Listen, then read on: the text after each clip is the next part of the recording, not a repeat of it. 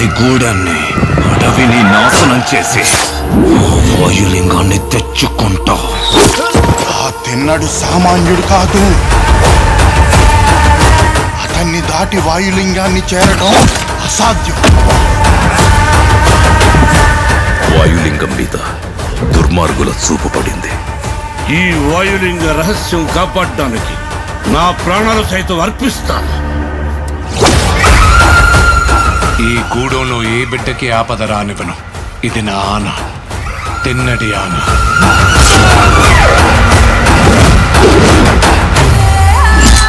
శివుణ్ణి రాయంటావా? రాయిని రాయనక ఏమంటారు నెమలరాని? వినపడని వాడికి విన్నపాలెందుకు, వీళ్ళకి దండాలెందుకు? దేవతని ధిక్కరించే వాడికి, పెద్దల మాటకు విలువ ఇవ్వనోడికి ఈ కూడంలో చోటు లేదు. ముందా రాయిని తీసుకెళ్లి అడవిలో పడేస్తే గానీ నీకు పిచ్చి తగ్గదు. తప్పు మామ, అలా అనకూడదు. ఇలాంటి వాడు మీకు గొప్ప భక్తుడవుతాడని నమ్మకం ఏంటి ప్రభు? నీతో పాటే నేను ఆ సమయం కోసం ఎదురు చూస్తూ ఉన్నాను.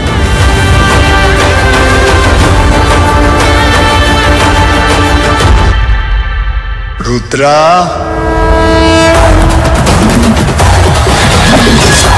ఎవరు నువ్వు? ఆ పెద్దోళ్ళందరికంటే నేనే పెద్దోడిని. నన్ను మించిన శివభక్తుడా ఈ సృష్టిలో లేడు.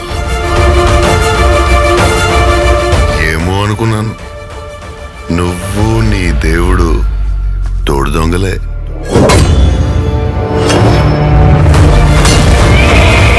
శివయ్య అని మనసారా పిలు. అది జన్మలో జరగదు. ఓ సంతటోడివా?